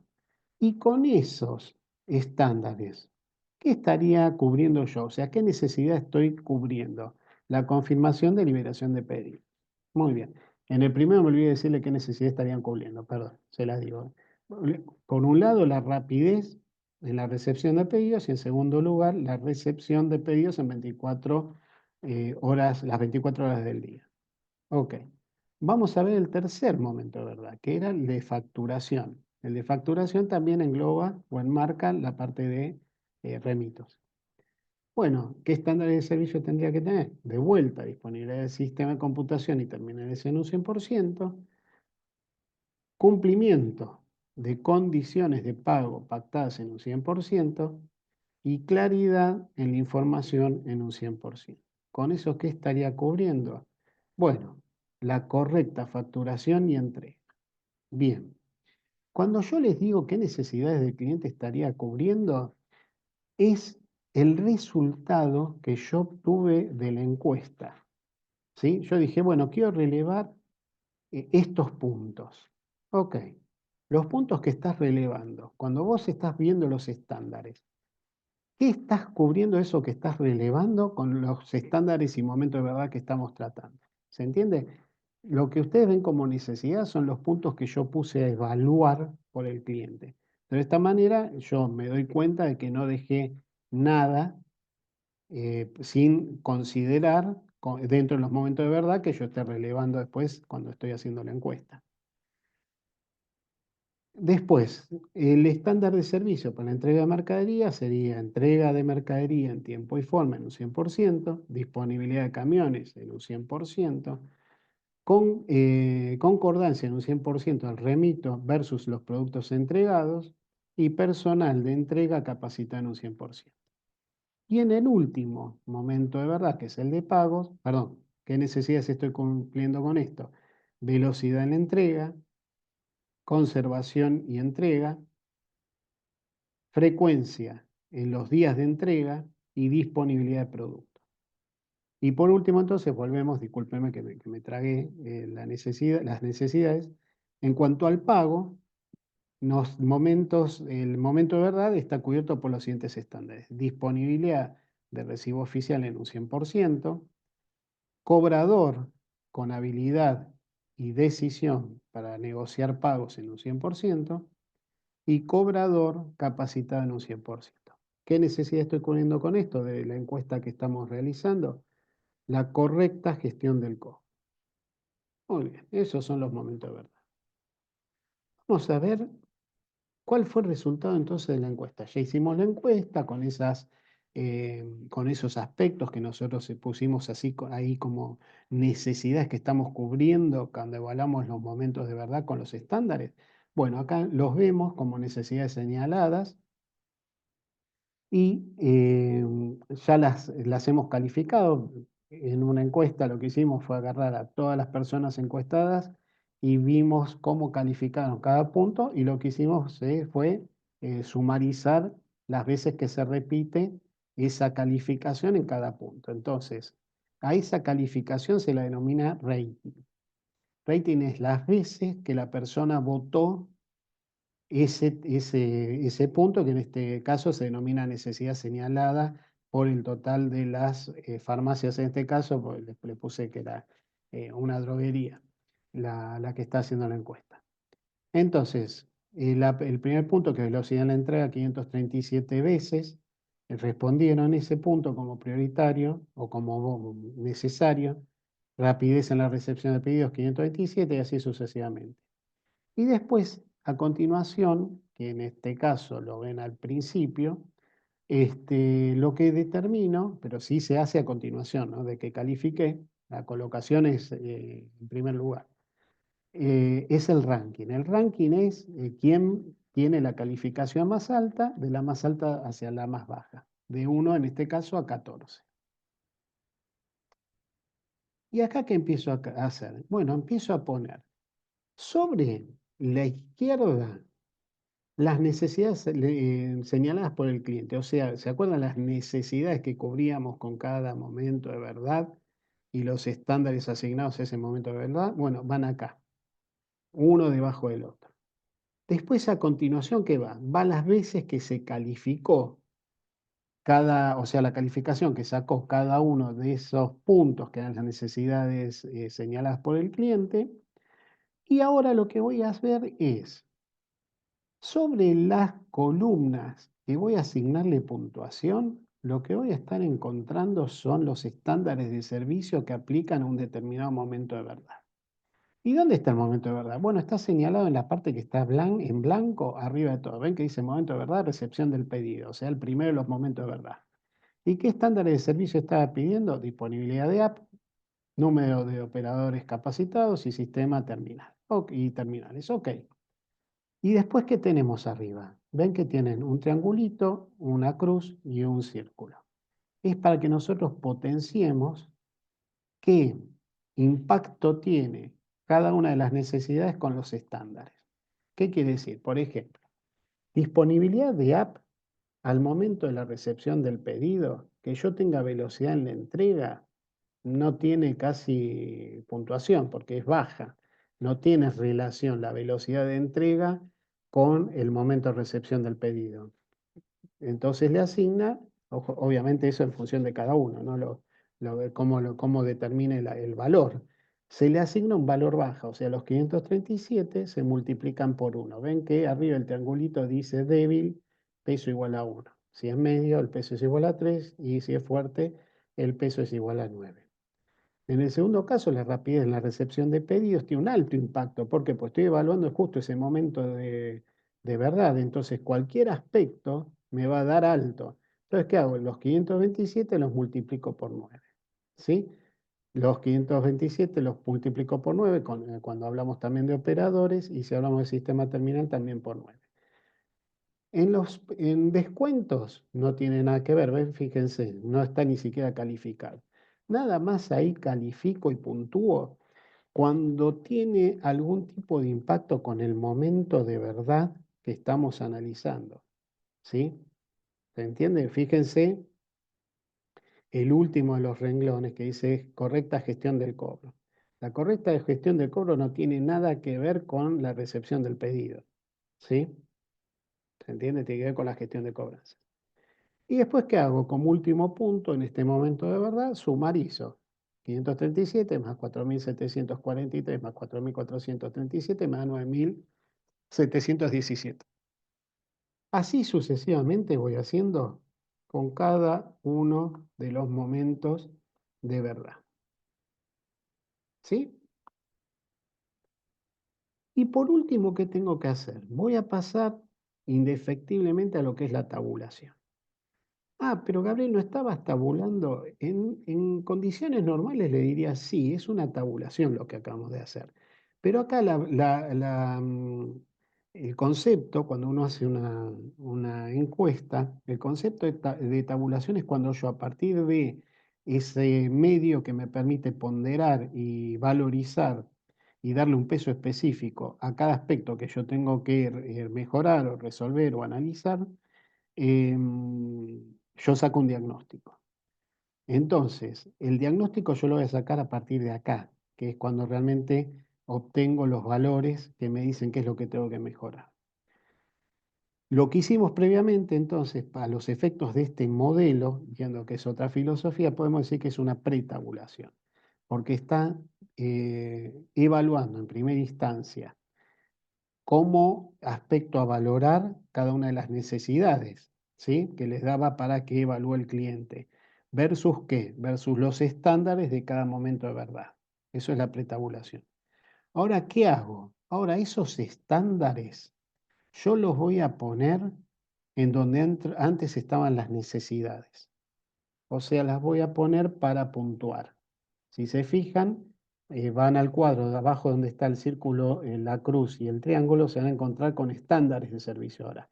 Disponibilidad de app en un 100%, disponibilidad de sistemas, de cantidad de operadores capacitados, oficiales de cuenta capacitados, disponibilidad. Esos son los estándares que habíamos puesto en las pretabulaciones anteriores.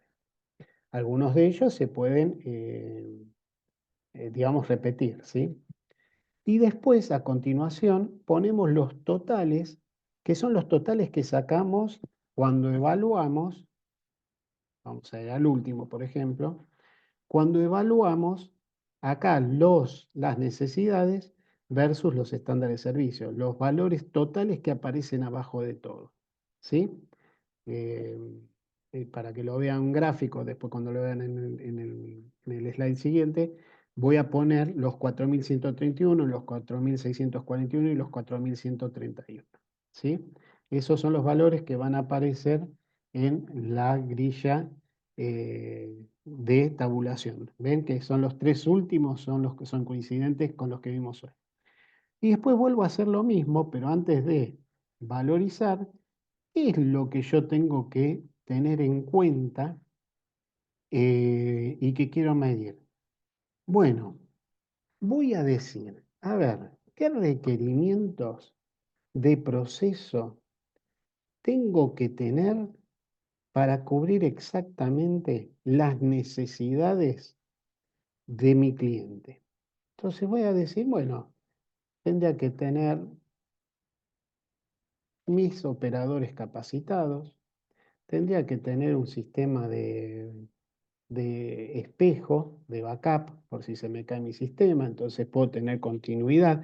Esos son aspectos que yo defino como requerimientos de este proceso, ¿sí? Si se fijan, cuadra también con la última hojita, cuando armamos los procedimientos, que habla de los módulos, del módulo del sistema, de la tecnología que aplican, bueno, sirve también para esto.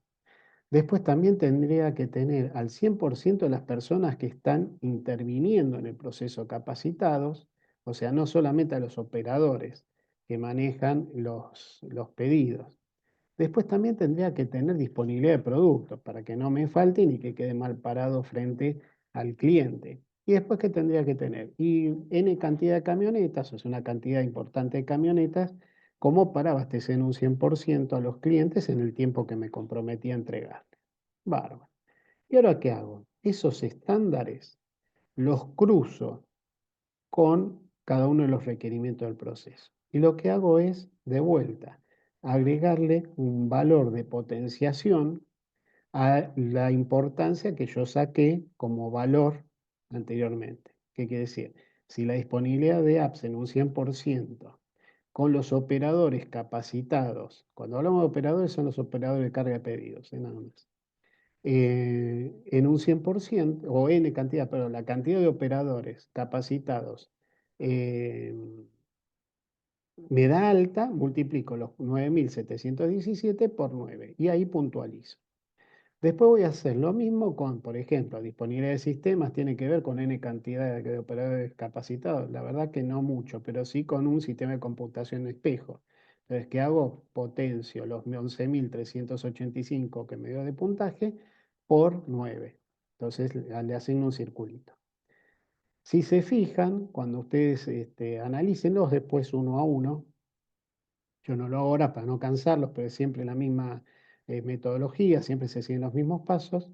Sobre el final, donde dice importancia del requerimiento, esto fue un hecho real, digamos, yo lo armé, digamos, de otra manera, le fui jugando y se lo fui simplificando un poco el modelo, pero los datos eran concretos. Fíjense que en este caso nos da que el punto más importante como requerimiento del proceso, ¿cuál es? 100% del personal interviniente en los procesos capacitados.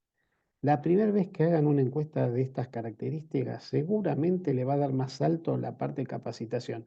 No omitan incluirla como un requerimiento del proceso, ¿eh? Porque si no, digamos, no la van a ver y va a salir el segundo como primero, ¿no? Obviamente. Después, ¿cuál es el segundo más importante que tenemos ahí? N cantidad de camionetas, ¿sí? A ver si no estoy viendo mal. Sí. ¿El tercero cuál es? El tercero es 100% disponibilidad del producto. ¿Y el cuarto cuál es? El cuarto está bastante parejo, capacitar a los operadores que cargan los pedidos. Y el último cuál es? Contar con un sistema espejo. Fíjense que el primer requerimiento que yo tengo en mi proceso no es caro. Porque si a mí me dice que el 100% de las personas intervinientes en el proceso tienen que estar capacitados, y estamos hablando de procesos, me estoy refiriendo a capacitación interna. Entonces, nosotros el déficit que tenemos con los clientes acá es falta de capacitación. Ojo que puede pasar también que sea falta de comunicación, pero lo vamos a estar detectando cuando agarremos el procedimiento, que es igual de largo que el proceso, acuérdense, y veamos si realmente se están comunicando bien requisitos con procesos. Si vemos que no vemos simetría, que nos sentimos medio perdidos, ahí solicitamos una auditoría, que sería una auditoría sorpresa o no programada, ¿sí? Lo que hemos visto hasta acá, estimados míos, es toda la parte de planeamiento estratégico bajo una metodología que lo que busca es armonizar a las comunidades. La complejidad que se resuelve acá, digamos, para nuestro equipo fue bastante complejo este análisis. Calculen que para llegar a esto llevamos casi 30 años trabajando, en mi caso en particular, trabajando en la metodología y las filosofías japonesas de gestión, que voy a mostrarles dos que fueron y son muy eficientes en el capítulo siguiente, en la unidad 6. La complejidad en qué estuvo dada. Estuvo dada básicamente en que obviamente los orientales trabajan a 10 años, para lo cual hoy podemos decir que ellos viven en el futuro y nosotros trabajamos a un año, con suerte, porque muchas veces, ya les digo, el planeamiento estratégico está un poco desvirtuado porque ni siquiera los presidentes son capaces de darnos un norte. Entonces, es muy complejo ser soberano cuando el entorno es tan variante o ambivalente. Este, pero la complejidad más grande está en la integración generacional, ¿sí? En la comprensión de lo que es el orden y el desorden que se manifiesta a través de una palabra, el caos. Y que el caos no es algo malo si tenemos orden. El problema es cuando nosotros no tenemos orden establecido, o sea, salgamos de lo que es una organización y vayamos, una organización, digamos, empresarial y vayamos a lo que es nuestra organización como comunidad argentina. Nosotros no tenemos norte, o sea, no tenemos un presidente que nos haya dicho en las últimas décadas hacia dónde planteaba el norte como para que todos nosotros pudiésemos alinear nuestras fuerzas y poder ir hacia ese lugar contribuyendo con nuestro esfuerzo a poder construir el camino para llegar a ese destino. Entonces, las complejidades que se manifiestan la falta de orden, cuando alguien quiere ponerlo de alguna manera, nosotros no es que, si viene un presidente, por ejemplo, tenemos un presidente que quiere de alguna manera ordenar las cosas, en realidad no las está ordenando, las está reordenando, las está poniendo en donde deberían haber estado siempre. Entonces, si nosotros tenemos resistencia cuando aparece alguna figura de estas características a nivel presidencial, vamos a encontrar altísima resistencia. Y le digo por qué. Porque nosotros siempre pretendemos que estamos viviendo en un estado de libertad de acción y en realidad, en términos estratégicos, estamos inmersos en un mundo de libertinaje, que son dos aspectos distintos. Yo puedo decir que tengo libertad de acción cuando tengo orden. Entonces, dentro de mi libertad de acción puedo vencer paradigmas sin ninguna duda. Ah, pero pará, si vences un paradigma, está saliendo del orden, sin ninguna duda. Pero si yo conozco cuál era el orden anterior e interpreto que este paradigma mejora mi situación, lo único que tengo que hacer es plantear el nuevo orden, una nueva ley, un nuevo decreto, una nueva resolución, un nuevo código, ¿sí? Una nueva constitución, de ser necesario. Ahora, distinto es cuando nosotros vivimos en libertinaje. En libertinaje no hay orden.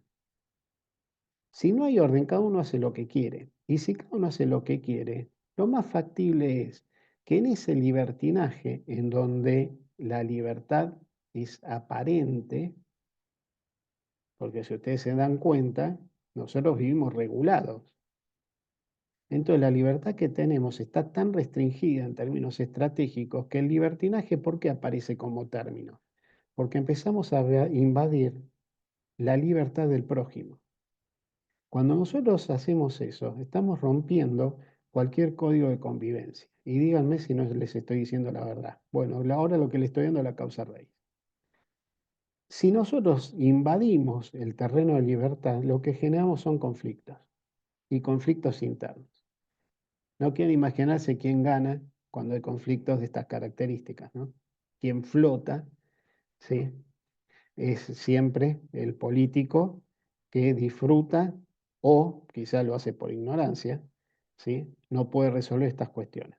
Ahora, cuando sí aparece alguien y quiere ordenar las cosas, en realidad no las está ordenando, está reordenando, está poniendo el punto de partida a partir del cual nosotros podemos decir, ok, muchachos, este es el orden establecido. Ahora vamos para este lado. Una vez que está el orden, tenemos la libertad de acción. Y cuando alguien se corre la libertad de acción tratando de invadir la libertad del prójimo, se encuentra con la justicia. Bueno, ese es el camino que nosotros tenemos que recorrer, es empezar a tener estrategas políticos y no políticos poetas que enamoran a un público determinado con versos que suenan como dulce en el oído, pero como hambre en el estómago. Dicho esto, entonces, damos por concluida la parte de planeamiento estratégico bajo el formato que desarrollamos en la consultora de campos de fuerza armonizados. Espero verlos ya en la unidad 6, que sería la última antes de ponerlos a ustedes a armar su propio plan estratégico con el ejemplo. Yo les dejé unas plantillas de Excel para que armen solos o si quieren reunirse en equipo entre ellos y resolverlo. La idea es que sepan hacer uno y que lo puedan poner en práctica, ya sea como consultores de esta especialización por empresas que puedan conformarse, públicas o privadas, organismos, perdón, públicos o privados que puedan conformarse y que requieran de su servicio, o en el campo privado y particular para cualquier proyecto que quieran encarar.